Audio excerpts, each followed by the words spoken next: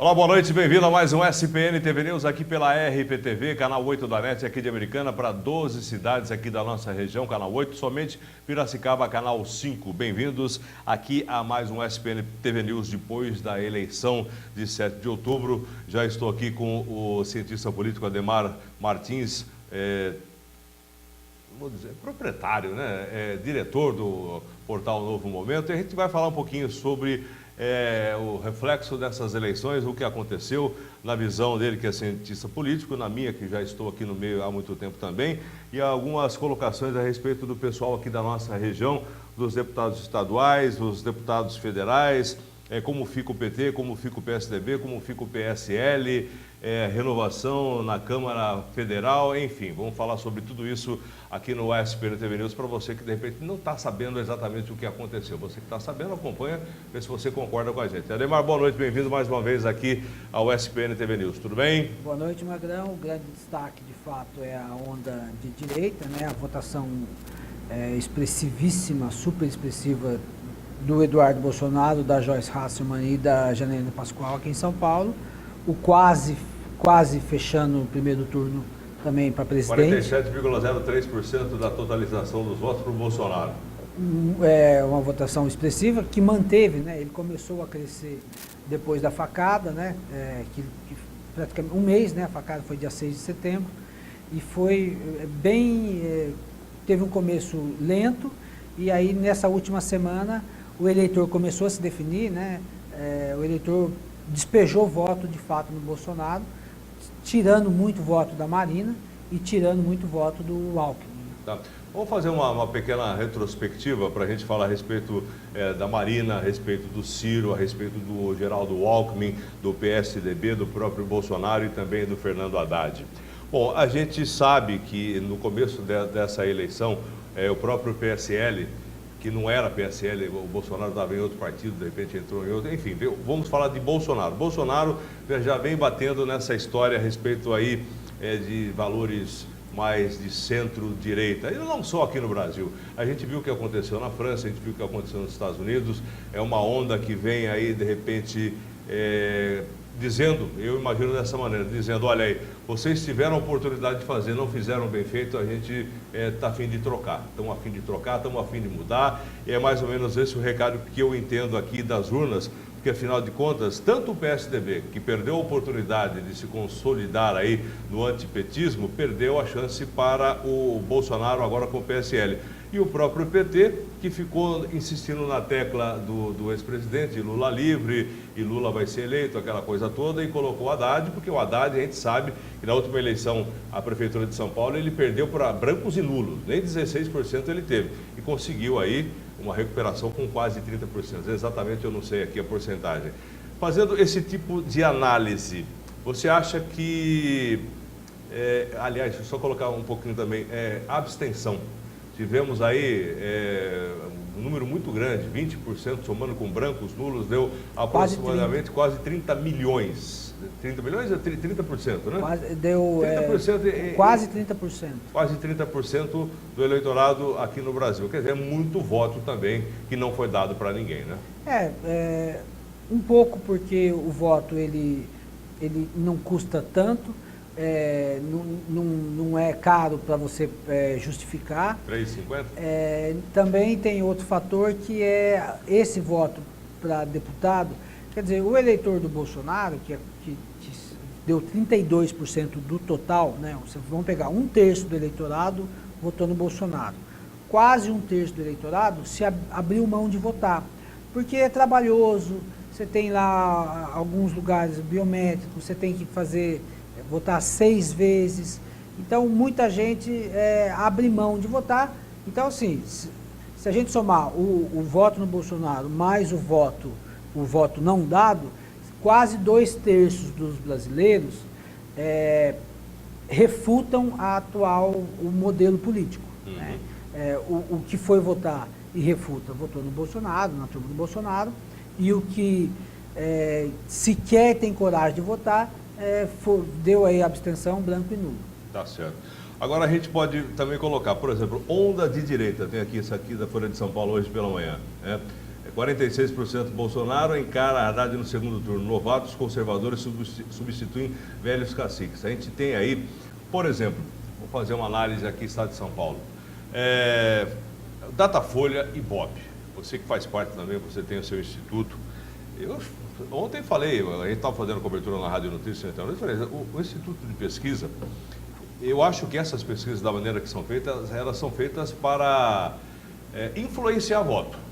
Na minha maneira de ver, é isso que está acontecendo. Aqui, por exemplo, a gente vê muitas pessoas que de repente gostavam do Amoedo, uma proposta nova, de repente, vendo o que estava acontecendo aí na votação, enfim, ele não nas tinha pesquisas, chance, não né? tinha chance, já optaram exatamente, acredito até que pelo Bolsonaro e não pelo Haddad. E o outro lado também, a respeito de Marina, a respeito até de uma onda que se falou a respeito do Ciro, que poderia até ultrapassar o Haddad, quer dizer, ele não saiu dos 11%, 12%, que foi o terceiro colocado no fim que aconteceu.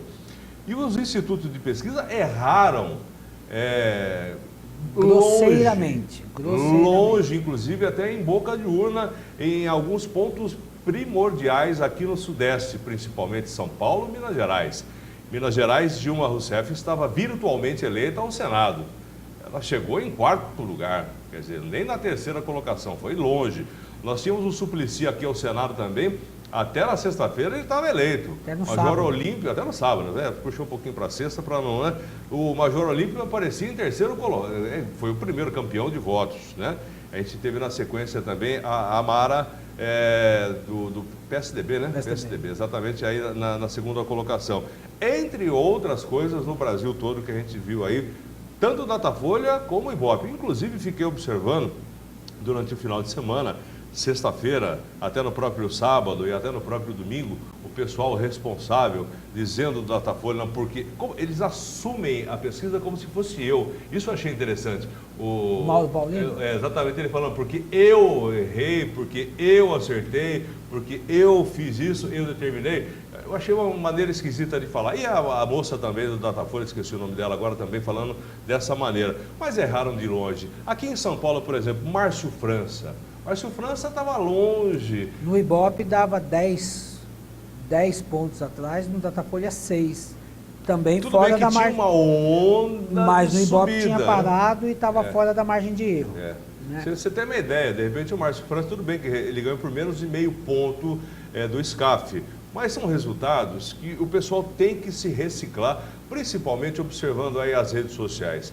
Eu acompanhei tanto pelas redes sociais, tanto de repente pelas pesquisas e vendo exatamente, conversando com pessoas que nem você, que nem a gente está aí no meio, a gente sabe mais ou menos. A gente já tinha certeza, por exemplo, que alguma coisa estava errada com Minas Gerais. A Dilma não iria ganhar em Minas. Aqui o Suplicy também, a gente tinha será que de repente o Suplicy está com toda essa bola? São dúvidas, né? Poxa, será que o pessoal está vendo direito o que está acontecendo com o Márcio França? A gente tinha certeza do Dória, né?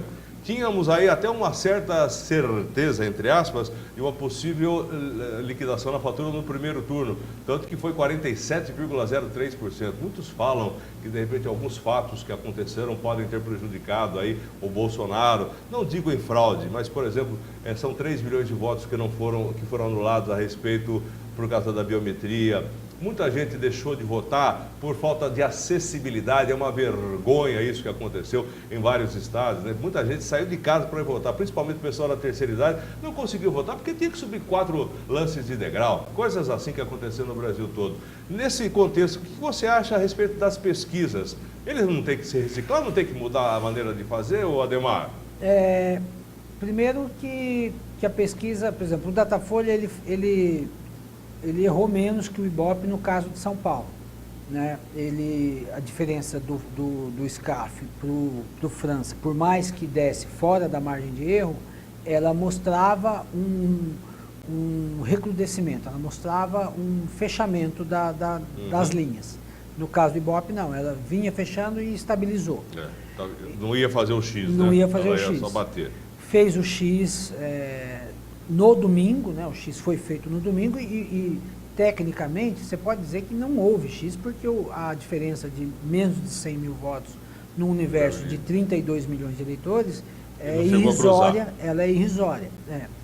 Então, mas de repente o Instituto de Pesquisa E aí é um aprendizado, de fato, ele poderia dizer que havia uma tendência de empate dos dois, do França e do SCAF, no domingo, né? E aí, essa é uma lição, de você apresentar um relatório e nesse relatório dizer, o cenário está aberto. E a outra lição é que o eleitor, porque a campanha ela tem se tornado mais curta, o eleitor ele também tem deixado para definir no momento seguinte, né? no momento seguinte ao que era antes. Uhum. E classicamente, né, se podemos falar disso, dessa maneira, até 2014 havia um discurso que era o seguinte, do ponto de vista da análise política. O eleitor presta atenção na eleição, né? O eleitor presta atenção quando começa o horário eleitoral, então você tem uma audiência do horário eleitoral alta. Esse é um outro detalhe, horário eleitoral gratuito. Então, na primeira semana e na última semana. Não aconteceu dessa vez. Né? Dessa vez o horário eleitoral, se o horário eleitoral influenciasse qualquer coisa, o Bolsonaro não ficava perto de ganhar o primeiro turno. E o Alckmin, com a quantidade de minutos que ele tinha em rádio e televisão, né, tinha dado o seu recado, coisa que ele não conseguiu fazer. E aí, então assim, duas lições, né? E uma delas, você falou aqui, você tem insistido nela, que é como mensurar o efeito das redes sociais. Uhum. Isso não se consegue fazer ainda. Né? E isso, os institutos talvez tenham que criar mecanismos para medição. E a outra vamos largar a mão de achar que horário eleitoral influencia alguma coisa. Né? Se o horário eleitoral influenciasse, talvez o horário eleitoral funcione para um candidato, Tiririca. Que coisa, né? Talvez para ele. Escárnio contra o povo brasileiro, votos dessa maneira. Tudo bem que ele teve milhões na última... Quanto? Mais de 1 milhão, né? Não, 1.200.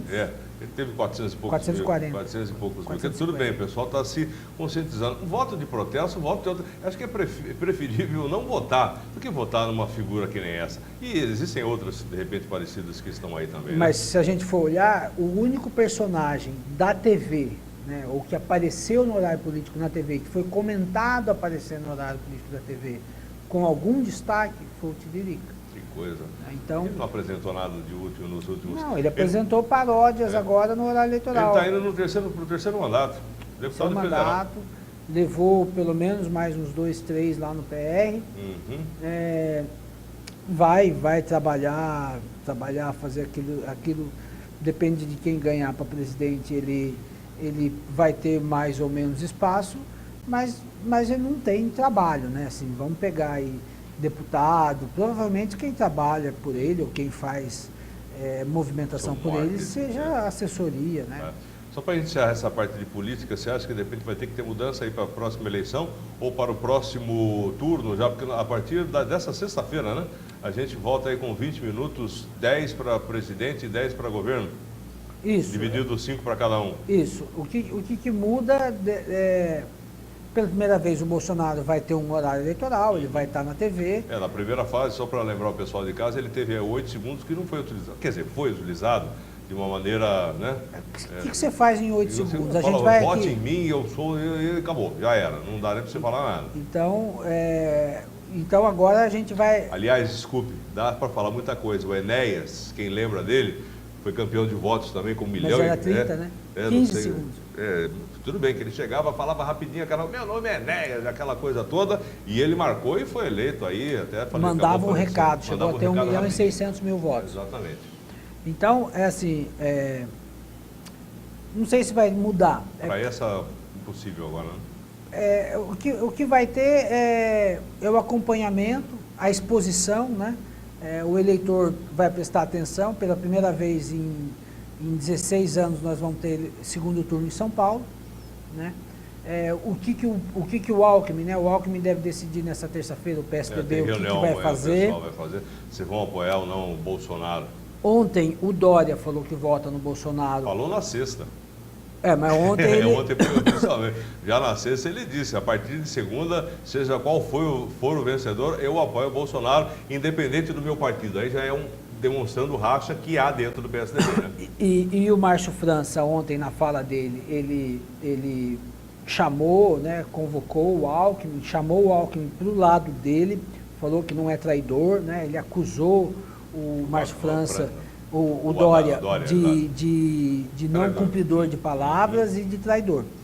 Então, o que o Alckmin vai fazer deve influenciar a eleição aqui em São Paulo e talvez influencie também no plano nacional, caso o PSDB sinalize um apoio aí ao Haddad, o Haddad pode voltar um pouco para o jogo, porque seria como se fosse o Bolsonaro contra o sistema político como um todo, governabilidade, tudo que... Eu vejo a coisa dessa maneira, de repente um apoio agora do PSDB ao PT seria exatamente tudo isso que o Bolsonaro está querendo. Porque, afinal de contas, todo mundo diz que PT e PSDB são farinhas do mesmo saco, principalmente nessa história.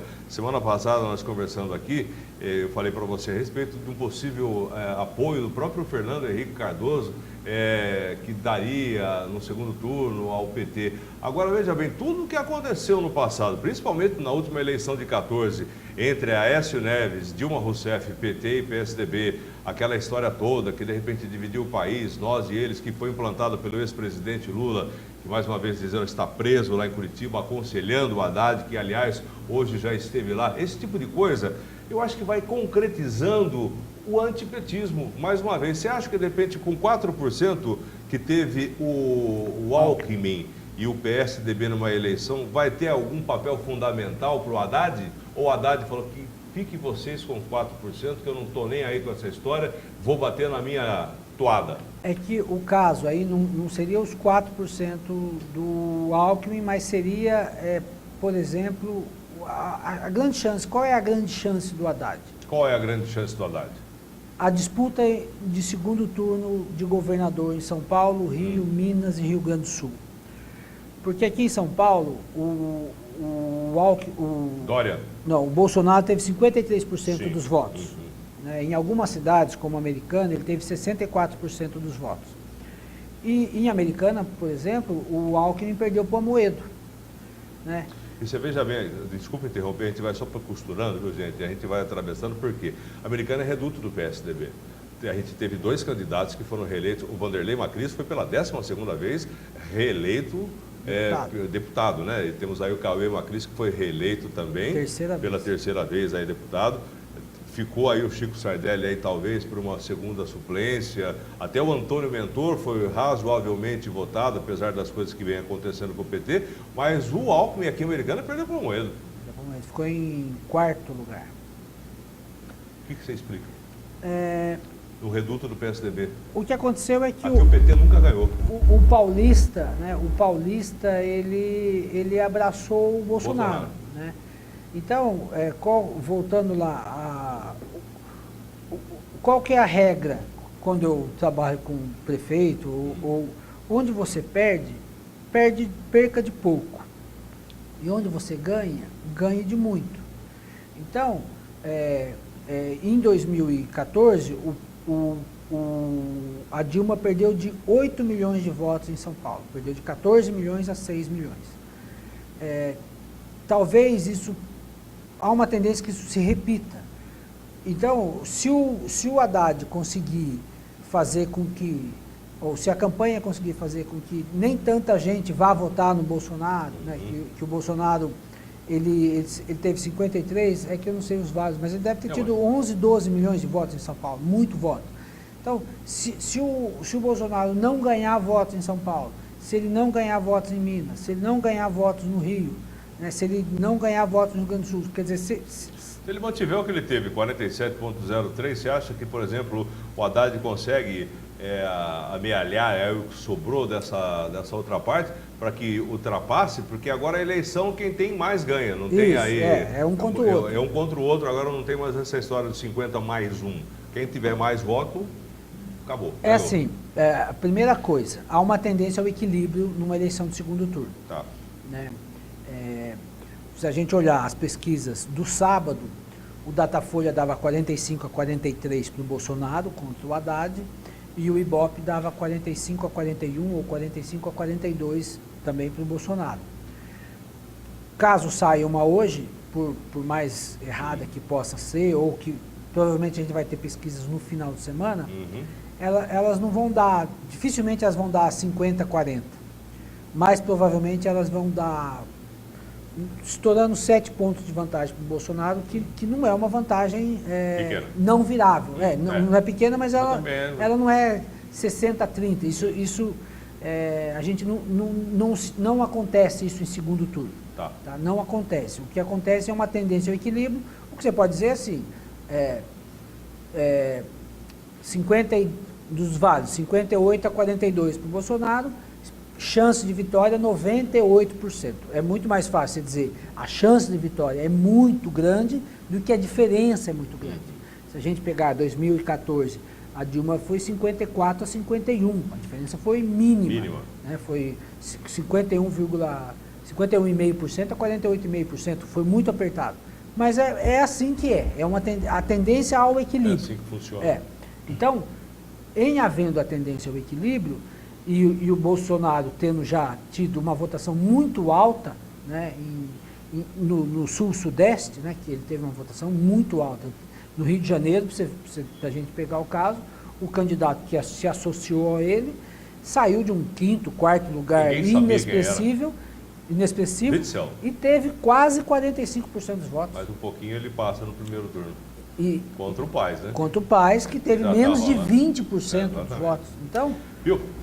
Só encerrar esse primeiro bloco, vamos para o rápido intervalo comercial. Na sequência, eu quero falar a respeito aqui do Eduardo Bolsonaro, Joyce Hasselman, o Celso Russomano que a gente já conhece, mas o Kim Kataguiri, o Tiririca está aqui na cabeça, gente, isso eu não admito até hoje. A Janaína Pascoal e outros que de repente utilizaram aqui, por exemplo, Arthur Mamãe Falei. Brincadeira, né? A gente vai estar falando daqui a pouquinho depois do intervalo comercial.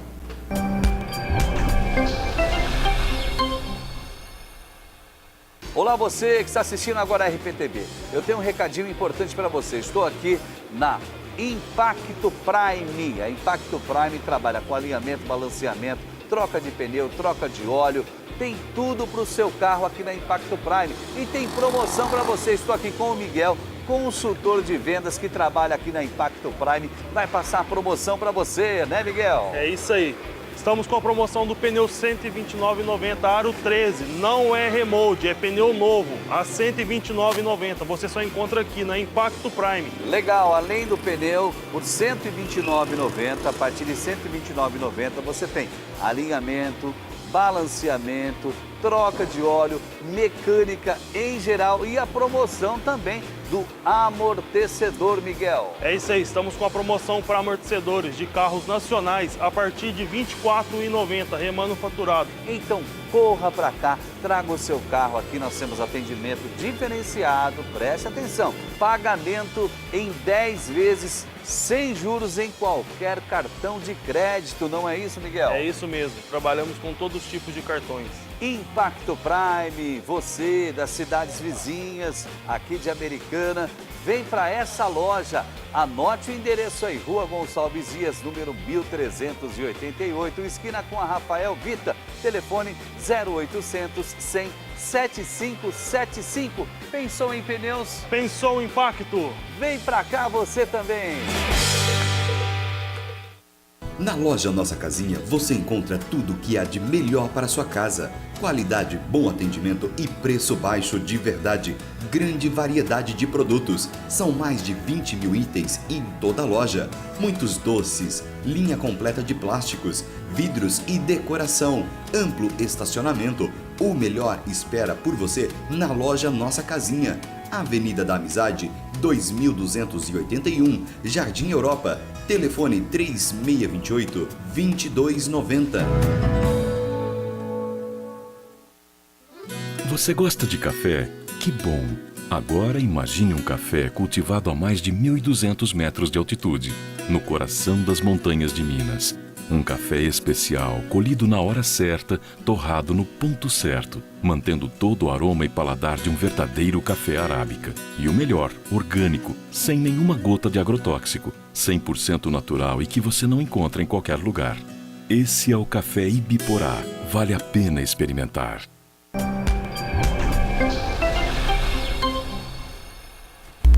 Ok, estamos de volta aqui pela RPTV com a SPN TV News. Hoje política, né? Depois das eleições, estamos aqui analisando os reflexos. Eu, juntamente com Ademar Martins, falando, ele que é do Novo Momento, portal Novo Momento, é cientista político, falamos um pouquinho a respeito das coisas que aconteceu na parte de cima, né? A parte de cima, a presidência da República, o governo do estado de São Paulo.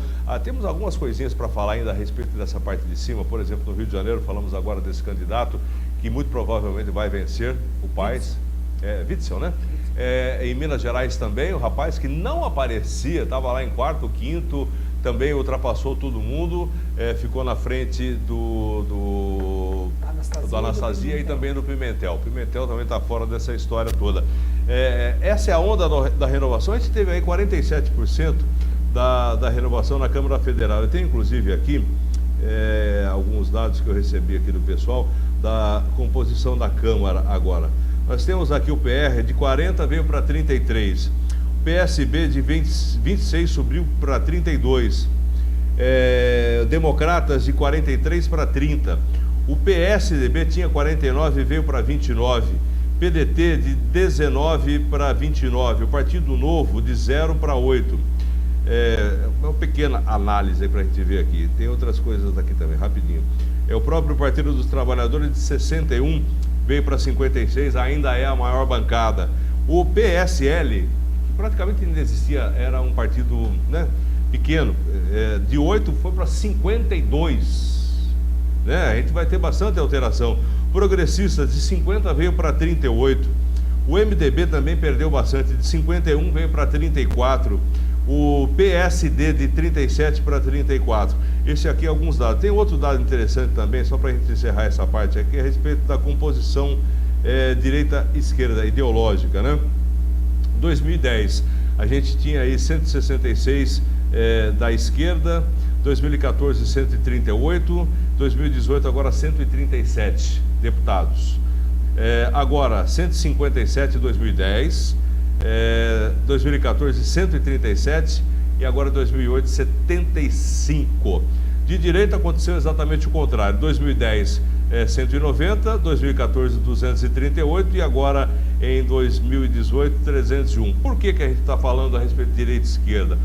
Para voltar no comecinho da conversa, dessa tendência mundial do centro-direita, inclusive dei aqui exemplos de outros países, né, principalmente europeus e também lá nos Estados Unidos. E as mulheres também não podem reclamar dessa vez. Quer dizer, pode, porque elas compõem a maioria dos eleitores do Brasil. Só para pegar que está difícil de abrir, vai chegar aqui. Em 2014, os homens eram 462, as mulheres 51 mulheres na Câmara Federal.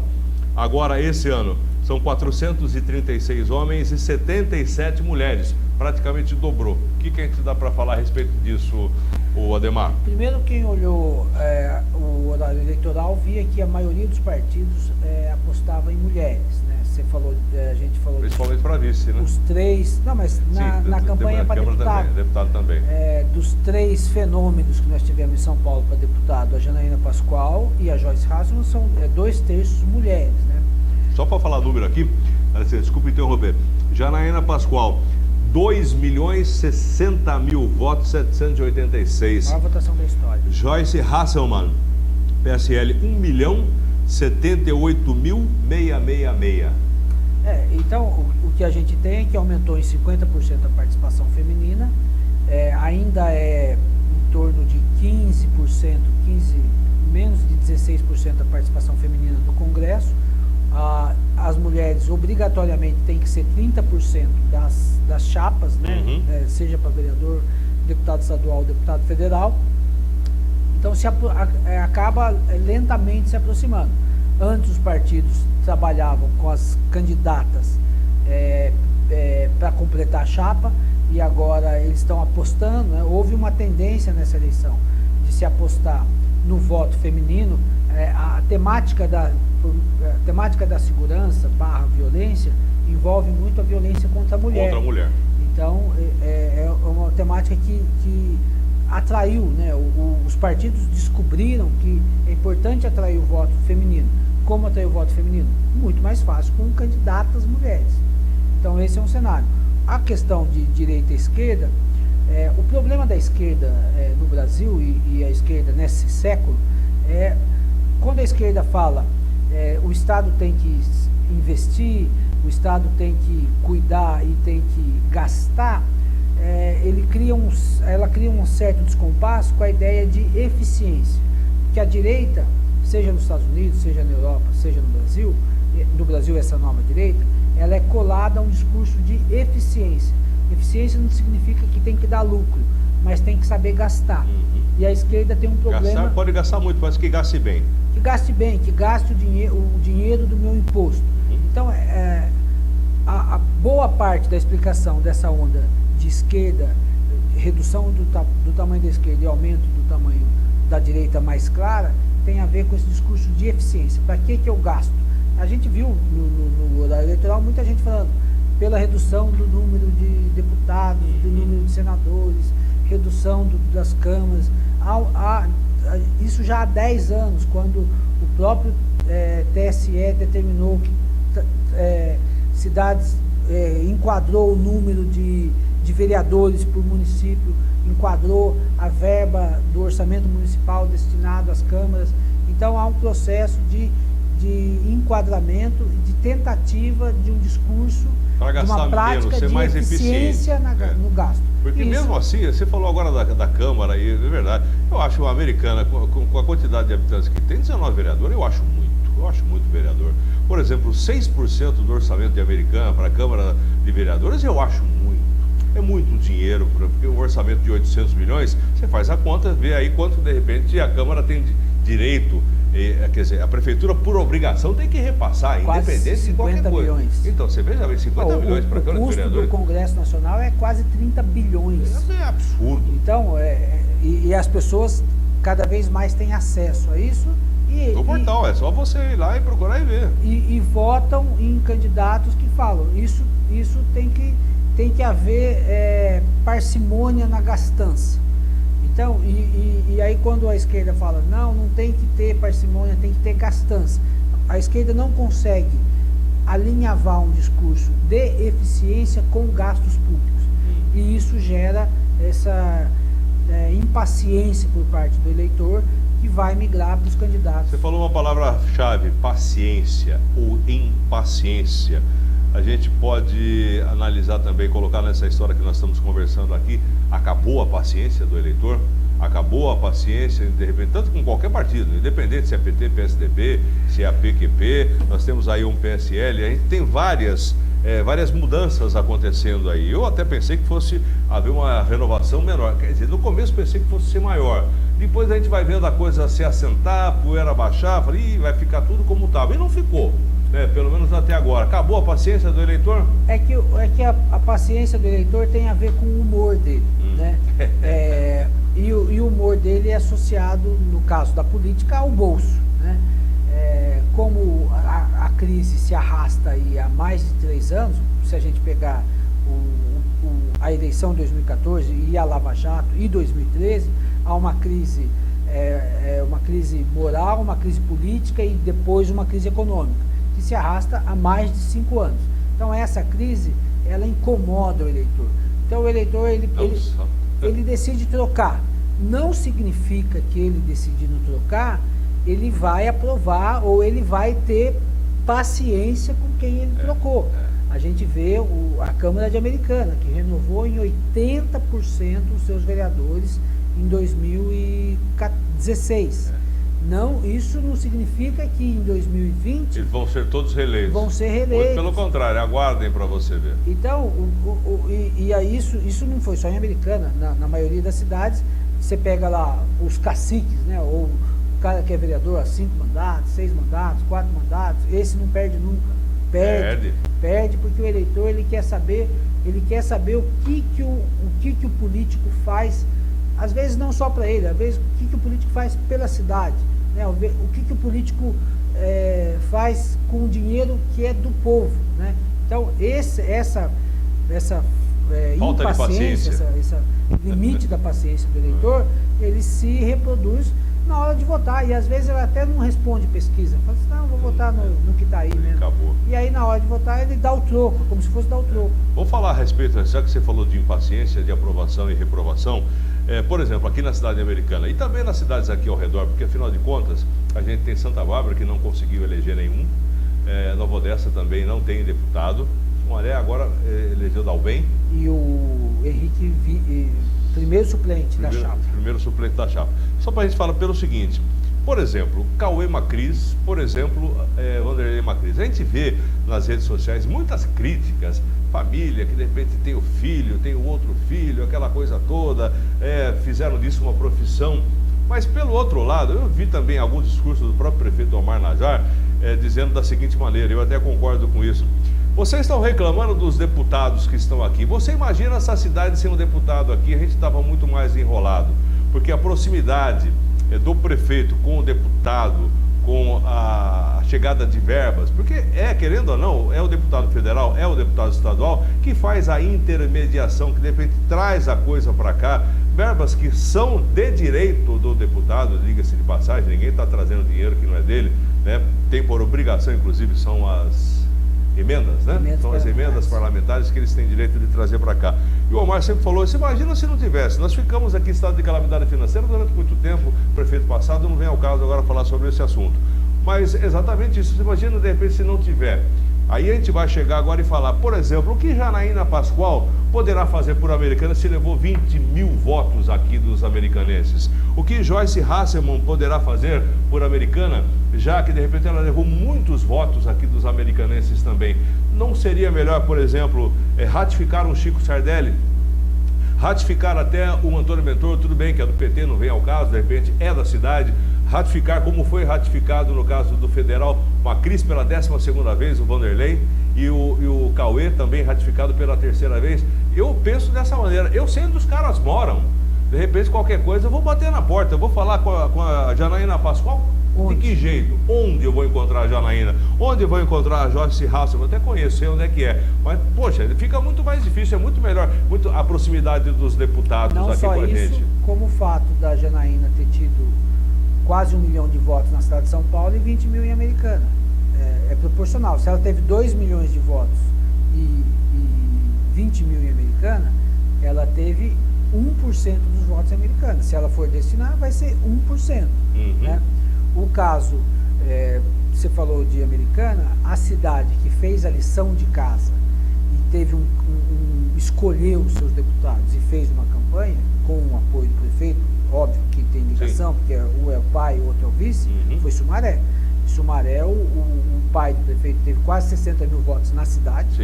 E o vice teve 45 mil votos na cidade.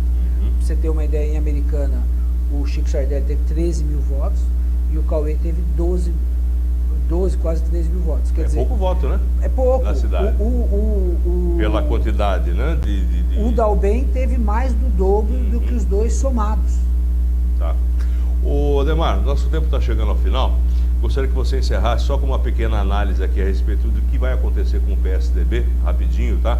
O que poderá acontecer com o PT. Já estou te convidando para, se você puder, obviamente, teremos aí a eleição próximo dia 28, é um domingo, 27 e 26, sexta-feira. Você pode vir? Para a gente fazer uma pequena análise para o nosso telespectador. Vamos falar de outras coisas, obviamente, também. Mas é legal falar com quem, de repente, está envolvido no assunto. O diálogo flui mais rapidamente. PSDB já estava dividido, agora está esfacelado? O grande problema do PSDB é a representatividade e o risco de perder em São Paulo. O PSDB tinha 14 deputados federais em São Paulo, caiu para 6, então uma redução de mais da metade da chapa, da bancada. Deputados estaduais, para você ter uma ideia, o PSDB em São Paulo ele é menor que o PT, ele elegeu 6 federais e o PT elegeu 8. E estaduais o PSDB elegeu 8 estaduais e o PT 10, e federais o PSDB elegeu 6 e o PT 8. Então, ele precisa passar por um processo que o PT passou, Para se reciclar. Você acha que o PT já passou por esse processo de reciclagem, depois de todas as denúncias? Porque agora você pode ter certeza que muitos que ficaram fora do foro privilegiado. A gente tem aí o Romero Jucá, a gente tem aí o Lobão, entre outros. Temos também o Lindenberg. A Gleisi Hoffmann saiu do Senado e foi para deputado federal para não perder o foro privilegiado, para garantir. O próprio Aécio Neves, Minas Gerais, não fez aí o dever de casa, tirou a Dilma, mas não tirou a Aécio, né, que de repente foi também para deputado federal e foi inclusive muito mal tratado no dia que foi votar. O pessoal recebeu ele com garrafadas e copos de água, esse tipo de coisa, entre outros. Essa parte da Lava Jato vai continuar e muita gente de repente vai sofrer na justiça essa história. Para encerrar, o PT vai continuar com o mesmo discurso, na sua opinião, de repente e todo final de semana bater lá em Curitiba para pedir a benção do ex-presidente e pedir opinião? Ou, de repente, o Haddad agora teria que se libertar desse discurso para mostrar que o Haddad é uma pessoa independente e competente para tocar aí, caso ele vença a eleição? Se ele quiser diminuir a diferença pro Bolsonaro no sul, sudeste, São Paulo, Rio, Minas, Rio Grande do Sul, Paraná, Santa Catarina... Haddad, paz e amor? Ele tem que ser Haddad eficiência. Tem que ser Haddad eficiência. Haddad tem projeto para contrapor até com o Bolsonaro. O Bolsonaro tem pouco projeto. O Bolsonaro fala que o ministro da Fazenda dele é o posto Ipiranga. Então, a contraposição e o segundo turno com um debate de ideias pode ser a chave aí para o Haddad entrar no jogo, né? Ter força no jogo. Acho que o recorte dele, se ele fica PT, é muito fácil você colar a ideia de que quem pensa a campanha é o cara da cadeia. Né? É muito fácil vender isso. Isso também é negativamente para ele isso mesmo. Isso é péssimo. Né? Tá certo. E perde, só para terminar, identidade. O eleitor, o que não falta para o Bolsonaro é identidade. O que falta para o Haddad é exatamente isso. Aí. Quem é você? Tá certo. O Ademar, muito obrigado pela participação, sucesso aí nos seus empreendimentos. E falamos um pouco de política depois das eleições. Lembrando que o horário de política começa nessa sexta-feira, no rádio e na televisão, mesmo esquema, um pouco menor agora, 5 minutos, serão 20, dividido em 10, 5 para cada um.